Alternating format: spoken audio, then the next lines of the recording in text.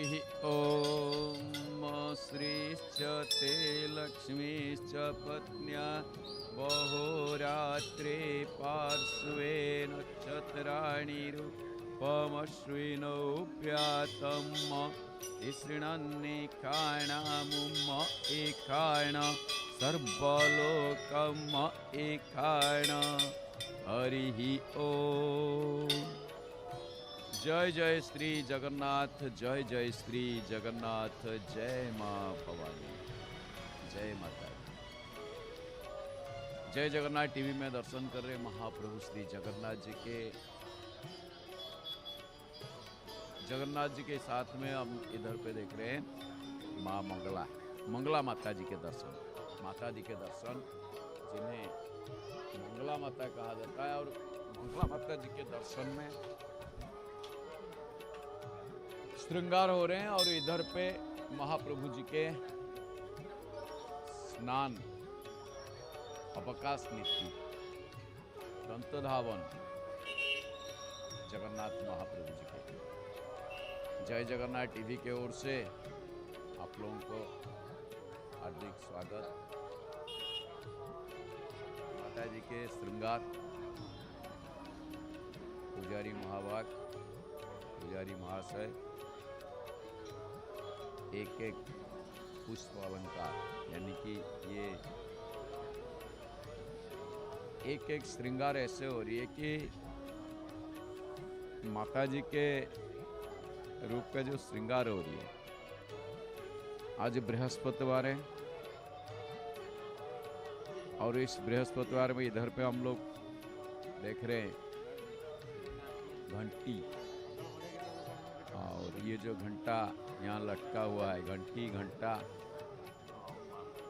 माता जी के पास में, यहाँ जो मन्नत जिनके पूरे हुए वो लोग यहाँ पे माता जी को मनोकामना जो पूरे हुए, उनके मन्नत जो पूरे हुए, ये लोग सारे माता जी के पास भेंट चढ़ाए हुए और अपना मन को शांति जो पाए हैं, इसलिए यहाँ पे आप जितने सारे घंटी और कोई चुनरी चढ़ाए, माँ मुरादे पूरी कर दे चुनरी चढ़ाऊंगी, तो जो भी जिसकी मुरादे पूरे हुए, कोई चुनरी चढ़ाए, कोई घंटी चढ़ाए, कोई फूल माला अर्चना कर रहे हैं। तो उस हिसाब से माता जी जगन्नाथ जी के दर्शन के साथ में हम माता जी के दर्शन कर रहे हैं। घंटा शूलहला निशंख मुसले चक्रम धनु सायकम हस्ताब्जैर्दधतिं घनान्त विलसत् चेतांसुतुल्यप्रभा गौरी देह समुद्भवां त्रिजगता माधारभूतां महा पूर्वामत्र सरस्वतीमनुभजे शुंभादिदैत्यार्दिनी शुंभादिदैत्यार्दिनी। माता जी के एक रूप है महाकाली, महालक्ष्मी, महासरस्वती। आज बृहस्पतिवार है, महालक्ष्मी जी के आज जन्म बार है, यानी कि जो बृहस्पतिवार को कहा जाता है, तो बृहस्पति महाग्रह की आज है जन्म तिथि और माता जी की आविर्भाव तिथि भी आज के दिन है, जो कहा जाता है। तिथि तो नहीं, बार है, दिवस है जो बृहस्पति। कितना बढ़िया सा देखिए माता जी के मुकुट मथा में देखा, और वहाँ पे जो जितने सारे वो लगा रखे हैं, ये त्रिनेत्र जैसे माँ त्रिनेत्रा, उनको माता जी को त्रिनेत्रा भी कहते हैं, तीन नेत्र वाली। माता जी को हम दर्शन कर रहे हैं। और माता जी को ये कहा जाता है कि दुर्गा, दुर्गमा, दुर्गभा, दुर्गम्या, दुर्ग भीमा, दुर्ग भामा, दुर्गमांगी और दुर्ग माता, दुर्गमता, दुर्ग, दुर्गमगा, दुर्ग महा, दुर्ग साधिनी, दुर्ग निहंत्री, दुर्गमापहा, दुर्गमा लोका, दुर्गम विद्या, दुर्ग नासिनी, दुर्गमाश्रिता, दुर्गमेश्वरी, दुर्गदारिणी, दुर्गार्थ सामनी, दुर्गम छेदिनी, दुर्गम ज्ञानदा, दुर्गमार्ग प्रदा, दुर्गतोद्धारिणी, दुर्गापद विनिवारिणी, दुर्गमात्म स्वरूपिणी, दुर्गम ज्ञान संस्था, दुर्गम ध्यान भासिनी, दुर्गमार्थ स्वरूपिणी, दुर्गमासुर सहंत्री, दुर्गमायुध धारिणी, दुर्ग दैत्य दबानला, माँ दुर्गा। इसीलिए माता जी को दुर्गे दुर्गति नाशिनी, दुर्गांकर जय, ये जो स्वरूप सारे देख रहे हैं, माता जी को दर्शन कर रहे हैं।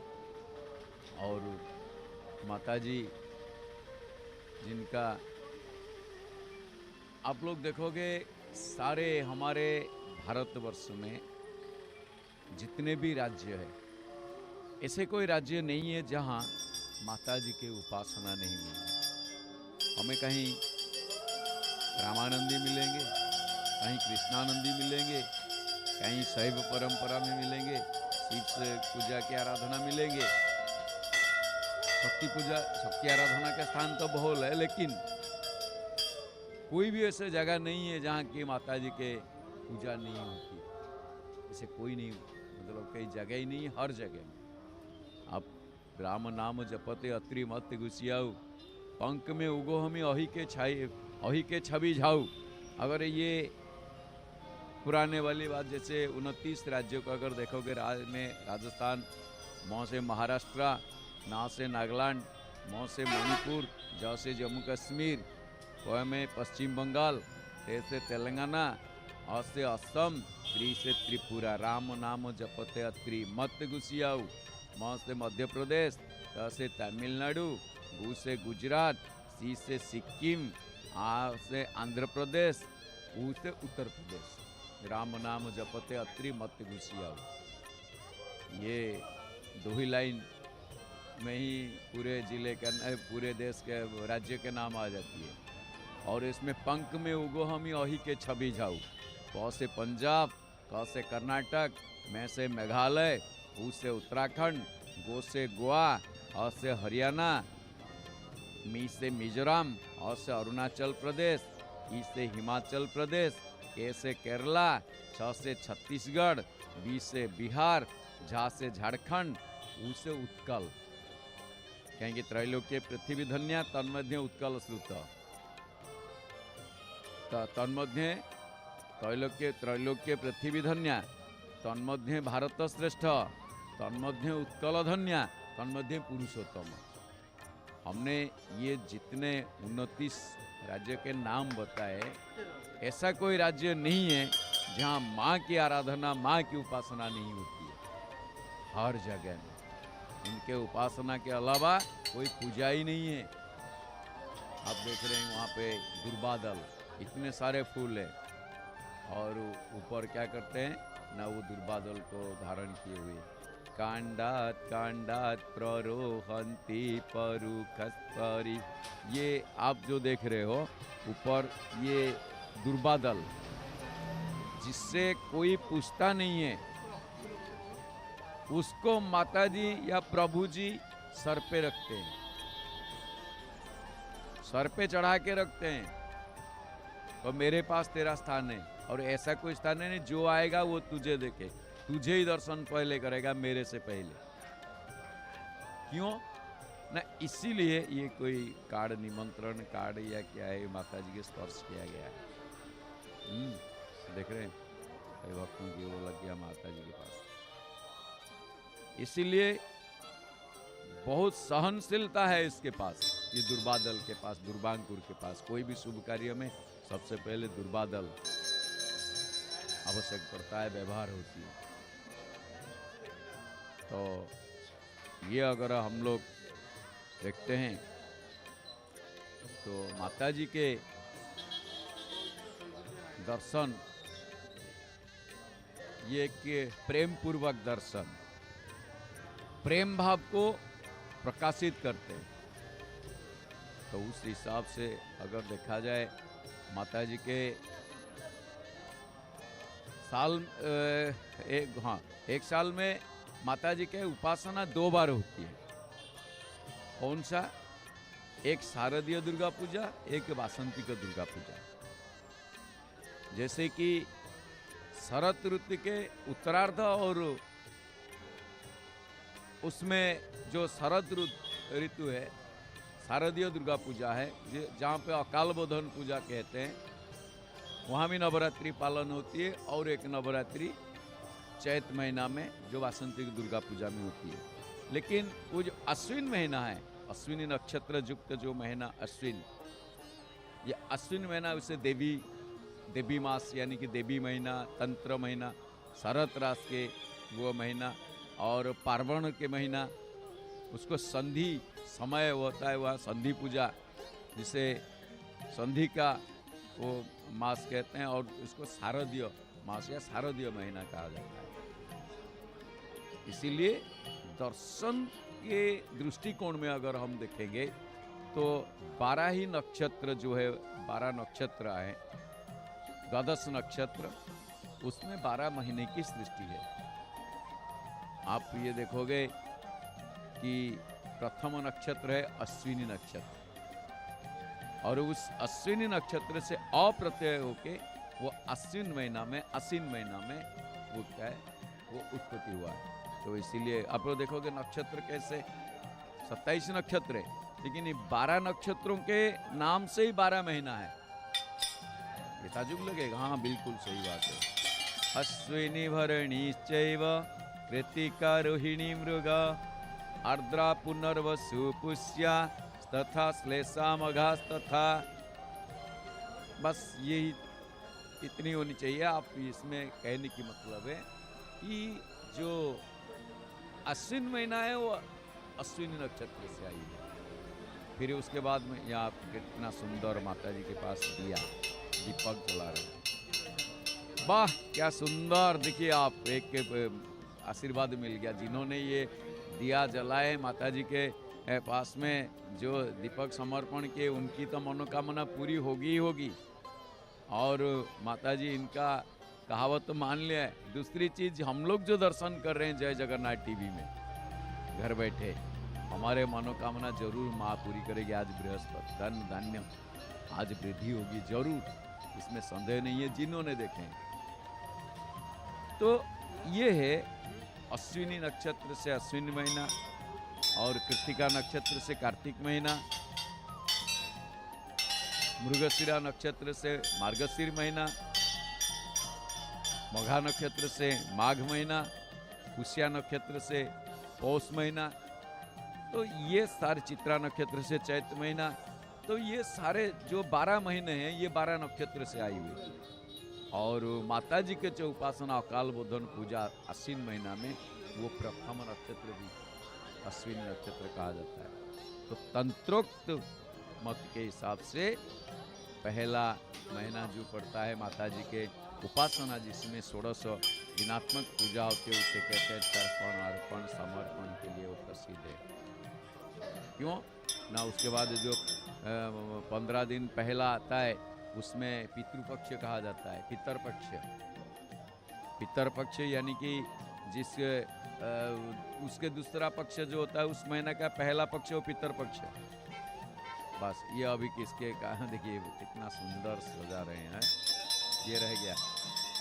और उसमें जो दूसरा पक्ष आता है वो क्या है, देव पक्ष या पार्वण पक्ष कहा जाता है।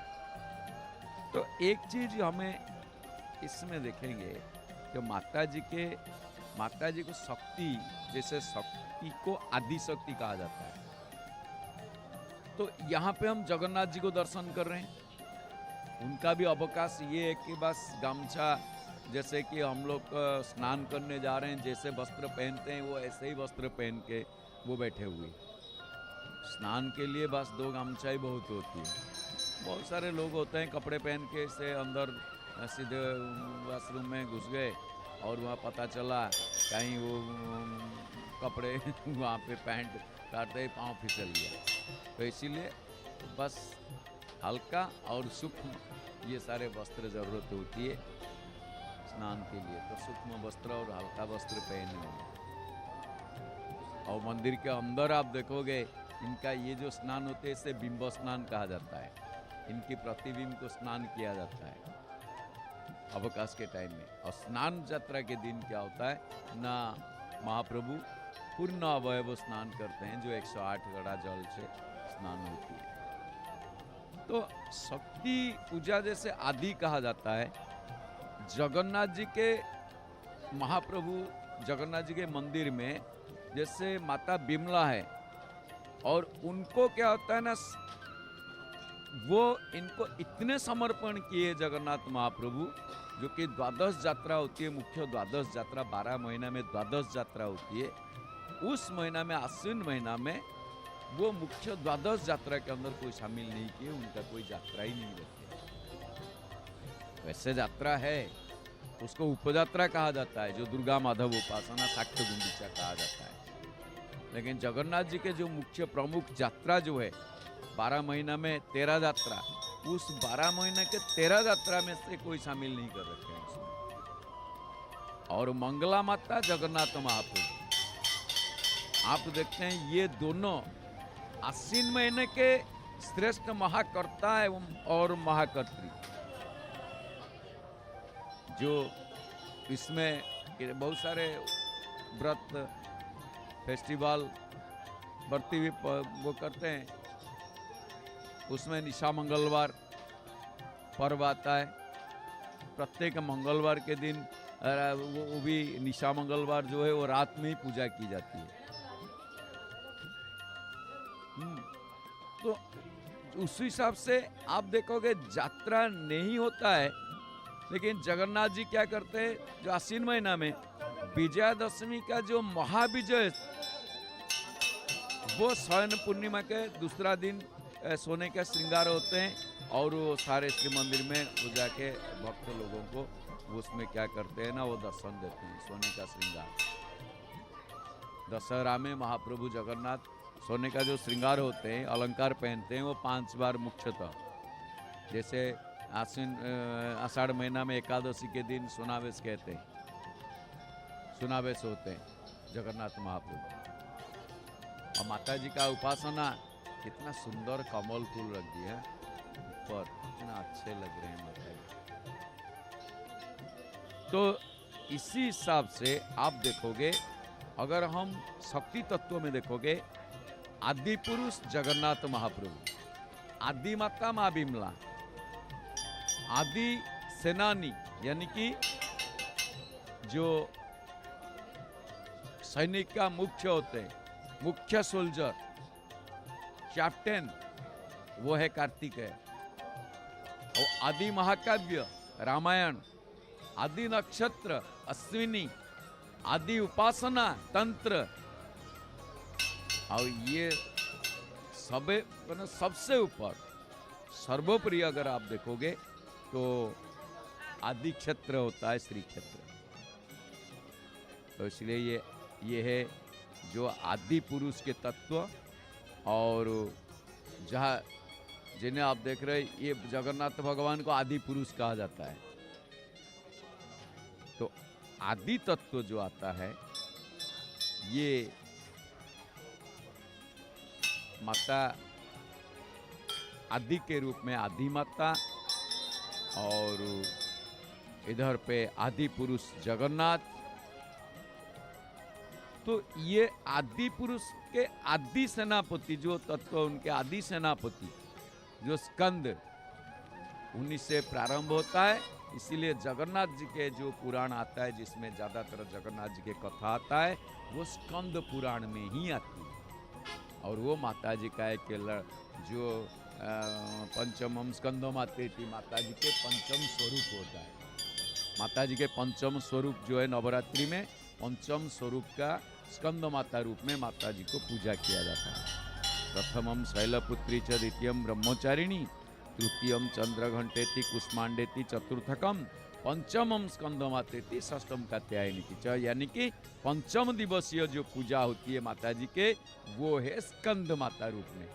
उस स्कंद की माता है माँ गौरी। इसीलिए कहा जाता है जय जय गिरिवर राज किशोरी, जय महेश मुख चंद चकोरी, जय गजवदन सड़ानन माता, जगत जननी दामिनी दुति गाथा।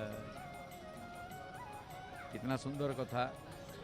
गजवदन और सड़ानन माता, जो स्कंद है, कार्तिक है, वो है उनकी छह मुख वाले सड़ानन, रावण दशानन, ब्रह्मा चतुरानन, इनके सारे ये सारे मुख के बारे आता है। या पीला वस्त्र पहनने लगे महाप्रभु,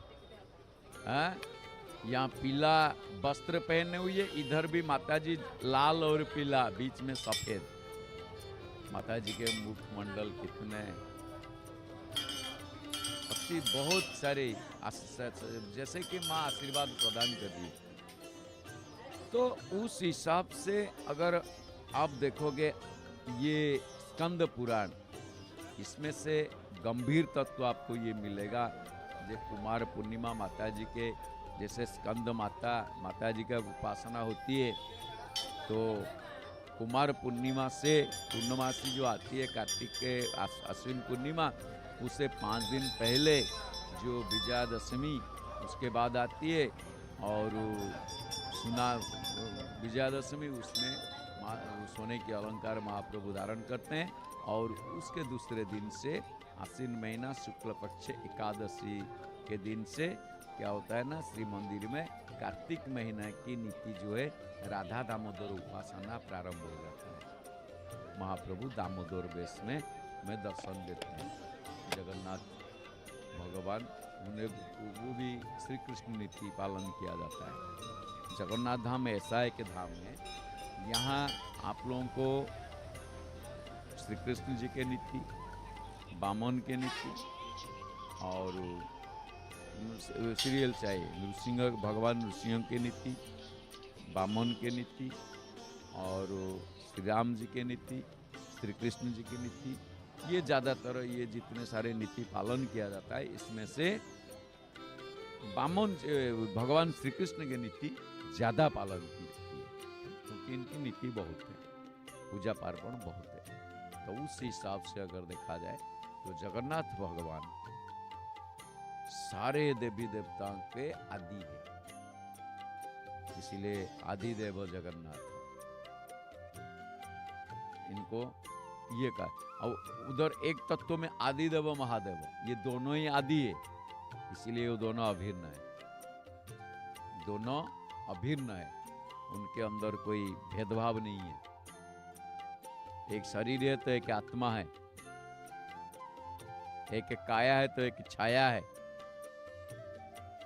शंकर भगवान और जगन्नाथ भगवान।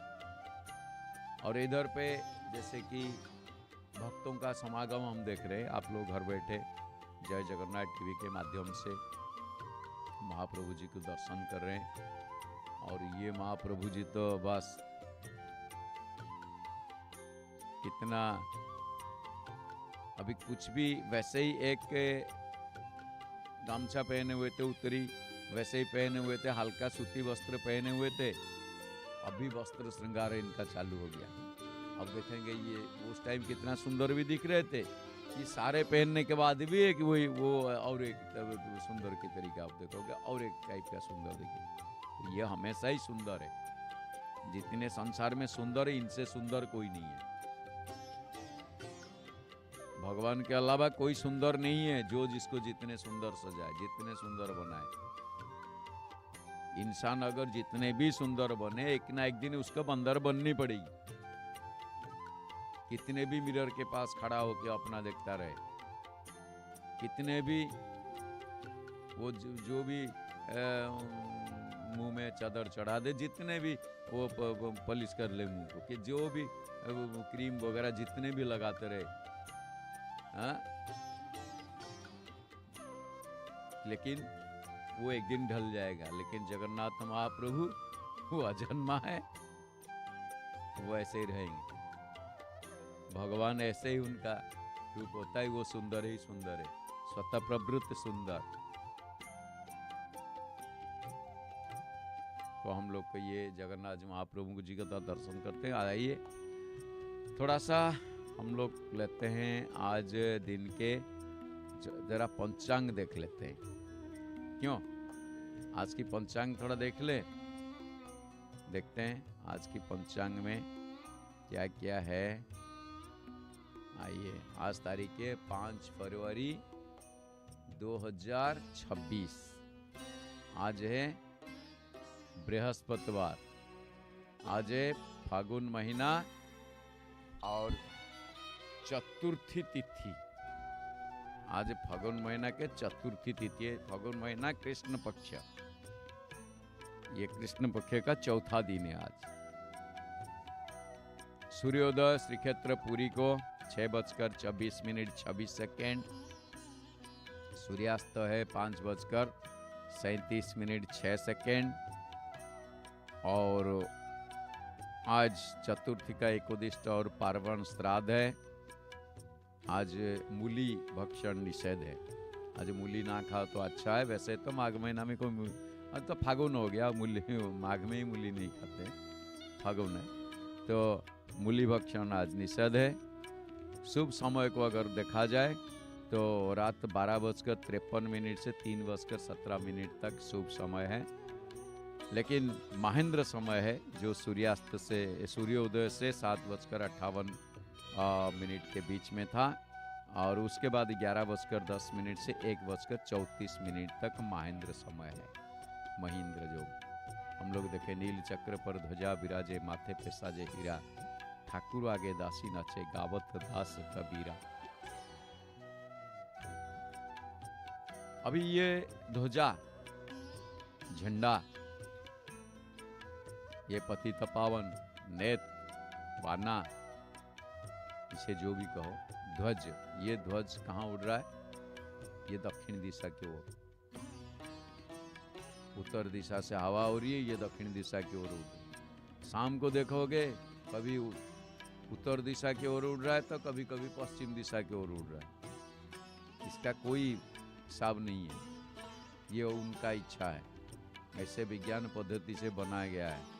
बोले विज्ञान यहाँ फेल है। यहाँ पे विज्ञान का बहुत तर्जमा कर चुके हैं। बस ठीक है, वो कहते हैं ये है वो है। बाकी इतना बड़ा मंदिर आप देख रहे हो, इस मंदिर में क्या हुए ना, पत्थर को पत्थर ये उसी में ही जॉइंट किया गया है। उस टाइम सीमेंट नहीं थी, उस टाइम आप देखोगे उस टाइम सीमेंट नहीं थी, और इसकी स्ट्रक्चर पूरा रेत में बना हुआ है। तो उसमें अगर हम लोग ये देखते हैं, हाँ, तो महेंद्र बेल समय तो क्या है हमें मिल गया है, तो 11:10 से 1:34 दिन में, ठीक है। तो आइए थोड़ा सा हम देखते हैं जो आज के 12 राशियों के संक्षिप्त राशिफल, थोड़ा सा नजर रख लें। आज मेष राशि, राशि चक्र का पहला राशि मेष राशि व्यक्ति विशेष। आज परिश्रम ज्यादा करेंगे, कोई बात नहीं, सब्र करो, फल मिठाई लगेगा। अब वृष राशि व्यक्ति विशेष घात प्रतिघात के संभावना है। मिथुन राशि को विरोध प्रतिरोध का सामना करना पड़ सकता है। कर्कट राशि व्यक्ति विशेष से उनके भी आज परिश्रम आवश्यक से ज़्यादा है, लेकिन थोड़ा सा परिश्रम का तो फल मिलेगा, लेकिन अपना शरीर को देखते हुए परिश्रम करे तो अच्छा रहेगा। सिंह राशि आज आशावादी दिखेंगे। कन्या राशि सुसंवाद आज प्राप्ति होगी। तुला राशि आज कुछ व्यय योग दिख रहा है, खर्चा ज़्यादा होगी। आज हो सके आमदनी आठनी, खर्चा रुपया हो सकती है, कोई बात नहीं, अपना थोड़ा सा ध्यान रखना उसी हिसाब से। बिच्छा राशि आज आमदनी ज़्यादा होगी, आय वृद्धि की योग है। और धनु राशि सुख सम्मान प्राप्ति होंगे। मकर राशि पराधीन के हिसाब से दिन लगेगा कि मैं आज अपना बस में नहीं हूँ, पराधीन में हूँ। कुंभ राशि थोड़ा सा शरीर कष्ट आज दिखाई दे सकता है। और मीन राशि व्यक्ति विशेष लोगों को आज बंधु सुख प्राप्ति होगा। और इधर जगबंधु जय जगन्नाथ टीवी में जगबंधु दिख रहे हैं, ये सारे जगत के बंधु हैं।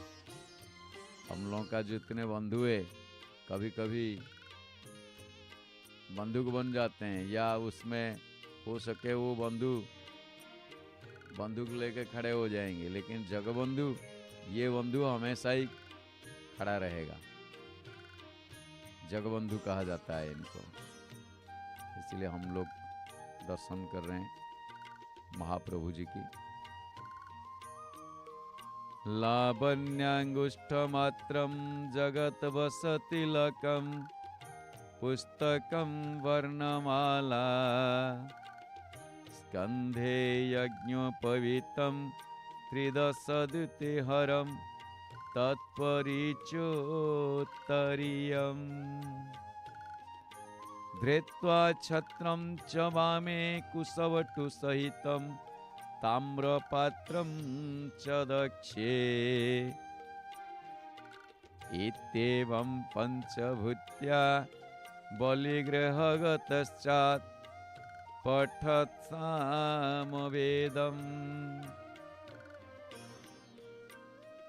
जो लावण्य मूर्ति वामन शरीर जगतवश्य चिता माथे पे दिखाई देता है, और वो धारण करके हाथ में कुछ पुस्तक और गले में बनमाल, जनेऊ कंधे में, बड़ा सुंदर दिख रहे थे उस टाइम। और हाथ में पूरी पकड़े हुए थे, बाएं हाथ में छतरी, फिर कुशवटु दाहिने हाथ में ताम्रपत्री, और ये सब लेते हुए जाके बलि के द्वार में पहुंच गए, बलि राजा के घर। वहाँ जाके सामवेद में गायन करने लगे, सामवेद उच्चारण करने लगे। तो वही सामवेद उच्चारण करने वाला भगवान के चरण में शतकोटि नमन।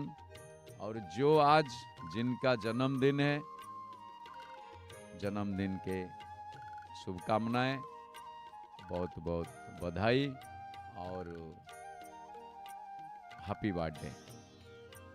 और जिनके आज शादी के सालगिरह है, उनको बहुत बहुत अभिनंदन, शादी मुबारक हो। और आज उनके दाम्पत्य जीवन सुखमय हो, तथा आज जिनके पुण्य तिथि है, उनकी अमर आत्मा को जगन्नाथ भगवान शांति प्रदान करे। यही बात यही चीज जगन्नाथ भगवान के चरण कमल में हम लोग श्रेष्ठ भक्ति निवेदन करते हैं, और नील चक्र हमें दर्शन मिल रहा है। पतित पावन अघनासन पतवाना वायु में आंदोलित होता रहता है।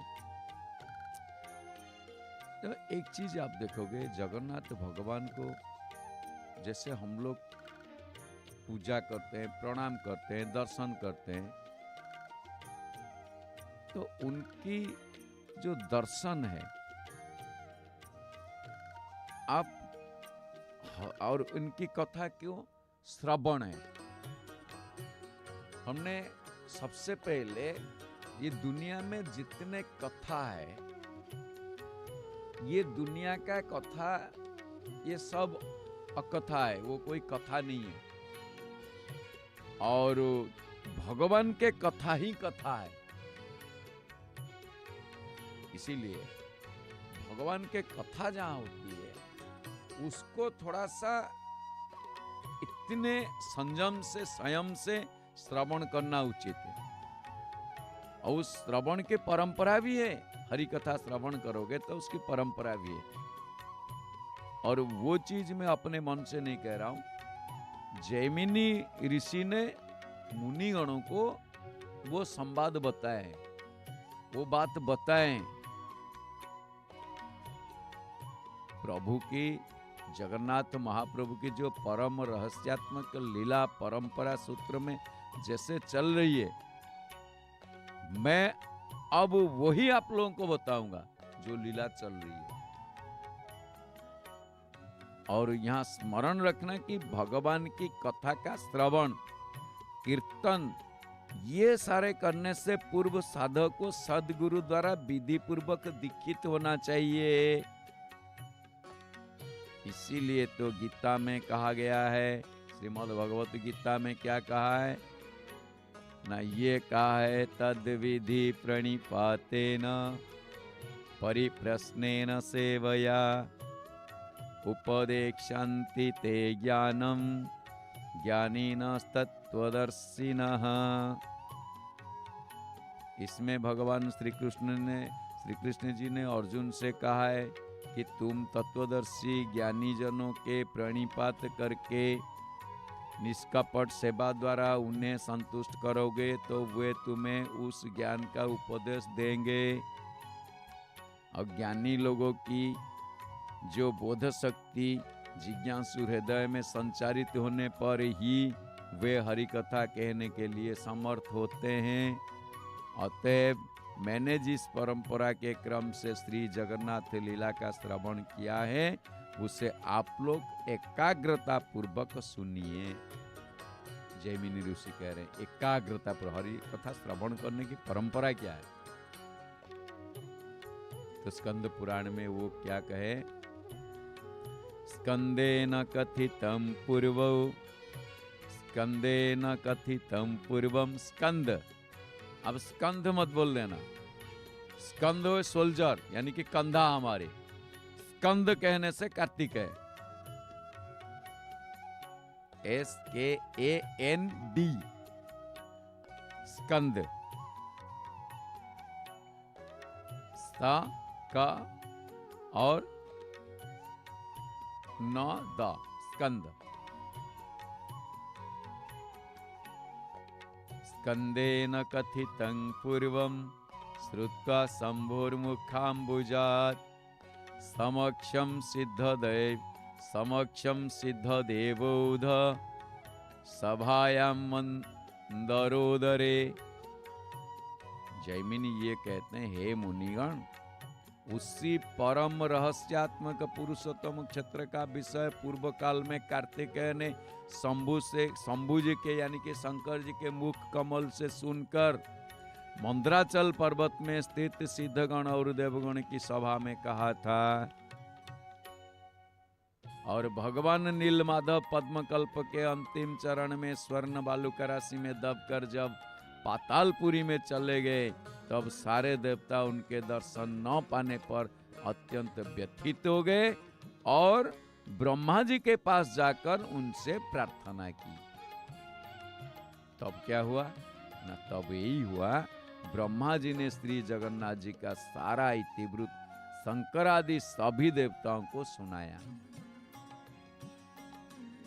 विश्व सृजन से पहले नारायण ने कृपा पर्वत से होकर ब्रह्मा को अपनी लीला, तत्व, गुण और कीर्ति आदि के बारे में कहा था। बाद में देवताओं ने यह आकाशवाणी सुनी। क्या कहा था? स्वयं भुवोऽन्तिकं गत्वा हेतु ज्ञानस्यथ निश्चितं तच्छ्रुत्वा त्रिदशः सर्वे ब्रह्मणोऽन्तिकमागताः। हे देवगण, ये शून्यवाणी में, हे देवगण, हे देव समूह, हे देवताओं, तुम लोग शीघ्र ही ब्रह्मा जी के निकट में जाओ, ब्रह्मा जी के निकट जाओ और उन्हीं से निश्चित कारण ज्ञान पाओ व जान पाओगे वहां पे मैं कहाँ हूं, कैसे हूं, मेरा लीला क्या है। ये बात सुनकर सभी देवगण शून्यवाणी सुनकर ब्रह्मा जी के पास पहुंचे। और जैमिनी ऋषि भी वो बता रहे थे, हे मुनिगण, पहले स्वयं जगन्नाथ जी ने ब्रह्मा जी से अपनी कथा कही थी, बाद में ब्रह्मा जी ने शिव जी से, फिर शिव जी ने स्कंद से कही थी। परमात्मा ने ब्रह्मा जी को, ब्रह्मा ने शंकर भगवान को, शंकर भगवान ने स्कंद को, स्कंद ने जैमिनी को, फिर जैमिनी ऋषियों ने सारे मुनि लोगों को। ये स्कंद पुराण की परंपरा। तो जब उन्होंने शिव जी ने स्कंद से कही थी, तो मैंने स्कंद से जो सुना, कुछ सुना, वो आप लोगों को सुना रहा हूं, सुनाऊंगा। परंपरा का अनुसरण न करने जो लोग सिर्फ बुद्धि के आधार पर कथा कहते हैं, ये लोग परम श्रेय पाने से वंचित रह जाते हैं। परंपरा होनी चाहिए, हरिकथा श्रवण की परंपरा। हरिकथा को कैसे सुनना चाहिए, किस तरीके से सुनना चाहिए, हरिकथा में क्या सुनना चाहिए। तो विषय की एक रूपता की दृष्टि से विचार करने पर ज्ञान तो होता है कि भवभय से भीत ब्रह्मा को नारायण ने सर्वप्रथम 4 श्लोक में भागवत सुनाया था। बाद में ब्रह्मा ने उसे अपने पुत्र नारद को सुनाया था, और नारद जी ने व्यास जी को सुनाया था, व्यास जी ने शुकदेव जी को सुनाया था, और शुकदेव जी ने गंगा के किनारे प्रायोपविष्ट राजा परीक्षित को वह भागवत सुनाया था। यानी कि भागवत का भी वही षड़ संवाद है। ब्रह्मा जी नारायण को, और 4 श्लोक में तो फिर ब्रह्मा जी ने अपने मुंह से नारद जी को, नारद जी ने व्यास जी को, व्यास जी ने सुकमुनि को, सुकमुनि ने परीक्षित को। तो फिर सुत्त संवाद, सुत्त पौराणिक संवाद जो आता है वो क्या है भागवत में न, वो उनके यानी कि सुकदेव के शिष्य सूत भी श्रवण कर रहे थे, और सूत के बाद नैमिषारण्य में समवेत शौनकादि ऋषियों को सुनाया। इस प्रकार संवाद रूप का परंपरा द्वारा भागवत प्रसार हुआ। इसीलिए श्रीमद् भागवत में ये कहा जाता है, जिन्होंने पूर्व काल में ब्रह्मा के निमित्त इस ज्ञान प्रदीप को प्रकाशित किया, फिर ब्रह्मा ने नारद के लिए, नारद ने व्यास के लिए, और व्यास ने सुख के लिए निमित्त, एवं सुखदेव कृपा पूर्वक राजा परीक्षित के लिए ये प्रकाशित किया भागवत ग्रंथ। तो इसका मतलब क्या है ना, ये परमात्मा ब्रह्मा जी को, ब्रह्मा नारद जी को, नारद जी व्यास जी को, व्यास जी सुकमुनि को, सुकमुनि परीक्षित, सुख परीक्षित संवाद।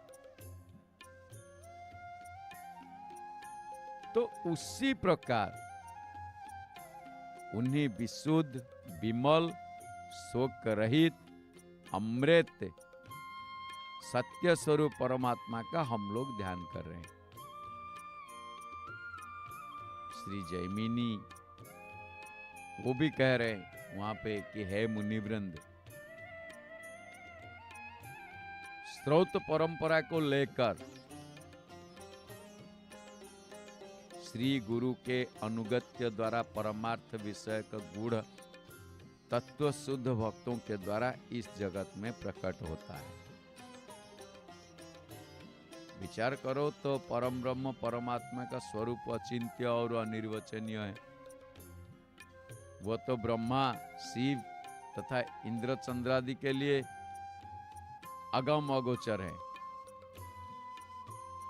वेद कहते हैं या श्रुति कहती है, यतो वाचो निवर्तन्ते अप्राय मनसा सह। अर्थ क्या है? ना मन सहित वाणियों भी जिसे प्राप्त न कर सकने के कारण लौट आई है। इसीलिए साधक लोग काय मन वाचा तीव्र साधना करने पर भी उनको पाने में विफल होते हैं। और उनको पाने का एकमात्र उपाय क्या है? यमे वैस वृणते ते न लभ्यः, कठोपनिषद में ये बताया गया है। जिसका वरण करता है वही उसे पाता है। भगवत कृपा से रहित साधन द्वारा जीव भगवान को नहीं जान सकता, लेकिन वे जिसको अपना तत्व ज्ञान करा देते हैं वही जान पाता है। इसीलिए ये कहा जाता है, मूकम करोति वाचालम पंगुम लंघयते गिरिम यत्कृपातमहु वंदे परमानंद माधवम। श्रीधर स्वामी के श्लोक ये, जिसकी कृपा मुख व्यक्ति को माने वाचक कर सकती है, पंगु को पर्वत लंघने की शक्ति देती है, एवं भूत परमानंद स्वरूप माधव की मैं वंदना करता हूं। अब श्रद्धा पूर्वक सुनिए कि जैसे या कैसे श्री जगन्नाथ ने अपने तत्व को स्वयं ब्रह्मा से कहा था। वराह रूपेण पूर्वं समुद्धृत्य वसुंधरां सर्वतः सुषमां कृत्वा पर्वतैः सुस्थितिरीकृतां। स्कंद पुराण में पहला अध्याय, जो स्कंद पुराण उत्कल खंड पुरुषोत्तम रहस्य पहला अध्याय, उसमें 14 श्लोक में ये बताए थे, पूर्व काल में वराह रूपधारी भगवान ने प्रलय जल में निमग्ना पृथ्वी को उद्धार करने के बाद उसको सुषम करके पर्वतों द्वारा सुस्थिर किया। फिर ब्रह्मा सचराचर जगत का सृजन करके तीर्थ तथा क्षेत्रों को, जितने बहुत सारे क्षेत्रों को यथास्थान करते हुए वो क्या किए न, सृष्टि के बोझ से अपने पीड़ित अनुभव करने के चिंता मग्न हुए। सोचा कि क्या उपाय करूं जिससे इस बोझ से मुझे मुक्ति मिल जाए। ब्रह्मा जब इस प्रकार चिंताकुल थे तब अचानक उनको स्मरण हुआ कि मुक्ति प्रदान करने वाले एकमात्र ही भगवान नारायण है। इसी हेतु उनका नाम ही मुकुंद है। अतएव उन्हीं के चरणों में सर्वतोभावेन शरणापन्न होकर स्तुति स्तोत्रादि द्वारा उनको संतुष्ट किया जा सके तो वे अवश्य मुक्ति का मार्ग दिखाएंगे। क्योंकि खुद उन्होंने अर्जुन को सीख देते हुए ये कहे थे, क्या कहे थे? सर्वधर्मान परित्यज्य मामेक शरणं व्रज अहं त्वा सर्व पापेभ्यो मोक्षयिष्यामि मा शुचः। हे अर्जुन, तुम सारे धर्म को छोड़कर मेरी शरण में आ जाओ, मैं तुम्हें समस्त पापों से मुक्त कर दूंगा, शोक मत करो। हे अर्जुन, मैं सभी प्राणियों के आत्मा हूं, मैं सम हूं एवं सर्वभूतों में अवस्थित हूं, मैं ईश्वर हूं, मैं अच्युत हूं, मैं गर्भ हूं, मैं जन्म हूं, जरा तथा मरण से रहित मैं हूं। इसीलिए मेरे शरणापन्न हो, मुझे परमेश्वर से अन्य कुछ है ही नहीं। वहां पे ब्रह्मा ने सोचा कि मुक्ति के निमित्त जगन्नाथ के सिवाय किसी दूसरे का आश्रय लेना है तो कुत्ते की दुम पकड़कर सागर पार करने का विचार करना है। अगर जगन्नाथ जी के अलावा मैं और किसी को भी कोई भी पूजा अर्चना आराधना करूं, आश्रय लूं मुक्ति के लिए, तो कुत्ते की दुम पकड़ के सागर पार होने की इच्छा करने की जैसा होगा वैसे ही फल मिलेगा। तो ये कहा गया है, उसमें मैं अपने मन से नहीं कर रहा हूं। इसमें जो लिखी आप देखोगे, भागवत में भी देखोगे, बड़ा सुंदर लिखा गया। स्वलांगुलेना तितीर्ची तितीर्ती, बड़ा अच्छी श्लोक है। स्वलांगुले नाति तीतर्ती सिंधुम, क्योंकि पुराण में कहा गया है कि विशाल सरोवर में तृषार्थ गजेंद्र जब जलपान कर रहा था, तब वो अचानक एक भयानक मगर द्वारा कबलित हो गया। तो विपदग्रस्त गज निराश्रय होकर बचाओ बचाओ जो चीखने के लिए चीख रही थी, तो उन्हीं लोगों ने ये से महाप्रभु जी आए, उसको उद्धार करे, उनका कोई मदद करना चाहिए। जब उन्होंने उद्धार करे तो वही वाली बात, क्योंकि देवलोक सभी लिंगोभाव, मैंने उन्होंने कहा था लिंगाभिमानी है देवलोक, परंतु एकमात्र भगवान जो सुदर्शन चक्र द्वारा मगर का विनाश करके संकटापन गज के अपने भुज दंड द्वारा उठा लिया और सारूप्य मुक्ति दे दी। जब भगवान ने गज को उद्धार किया, बहुत सारे उदाहरण इसमें हैं, तो गजेंद्र उद्धार पाया, मुक्ति मिला, महाप्रभु पहुंच गए, तो मैं क्यों मुक्ति मुझे क्यों ना मिले, ये इतना बड़ा बोझ है, मैं कैसे संभालूं। तो ये जो हरि कथा के श्रवण, जगन्नाथ जी के कथा कैसे श्रवण किया जाता है, श्रवण का परंपरा क्या है, वो हम सुन रहे थे। आइए अब यहीं पे हम लोग क्या कार्यक्रम चल रहा है वो कार्य सूची के बारे जानते हैं, फिर अगले बार को हम और कुछ आगे बढ़ेंगे। देखते रहिए जय जगन्नाथ टीवी, अपार आनंद पाइए।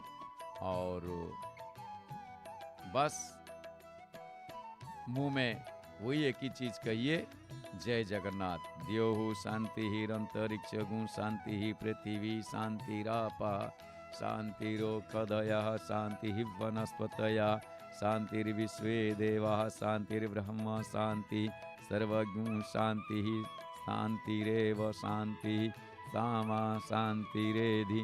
हरि ओम। जय जय श्री जगन्नाथ, जय जय श्री जगन्नाथ।